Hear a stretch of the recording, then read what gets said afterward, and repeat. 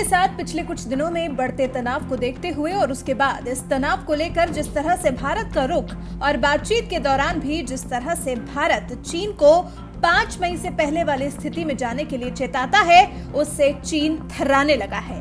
और इसीलिए चीन ने भारत से लगने वाले तिब्बत की सीमा पर एक उड़ता अस्पताल तैनात किया है।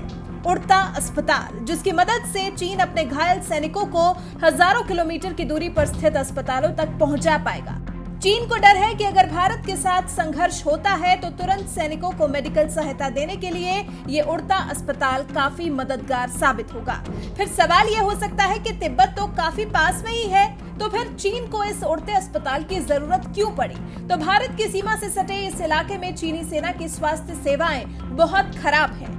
इसलिए चीन को Y9 मेडिकल एयरक्राफ्ट को तैनात करना पड़ा है। एक सूत्र के मुताबिक इस प्लेन का मकसद ऊंचाई वाले इलाकों में खासकर भारतीय सीमा पर स्वास्थ्य सुविधाओं को बेहतर बनाना है। भारत और चीन की हजारों किलोमीटर लंबी सीमा है, जिसकी कोई स्पष्ट रेखा भी नहीं है।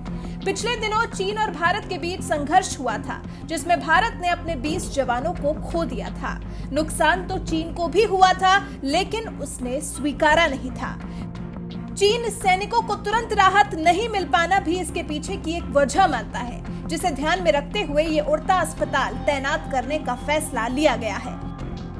इसकी खासियतों के बारे में बात करें तो Y9 उड़ता अस्पताल गंभीर रूप से घायल सैनिकों की जान बचाने में बेहद मददगार साबित होगा।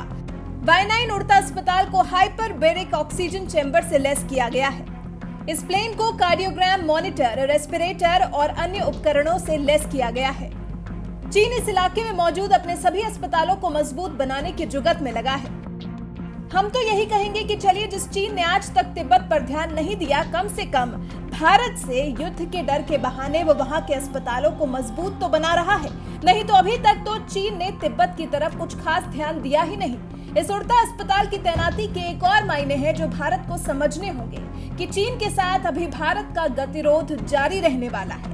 चीन अभी पीछे खिसकने के मूड में नहीं है और जब तक चीन पीछे नहीं होगा तब तक भारत और चीन के बीच में LAC को लेकर विवाद जारी रहेगा।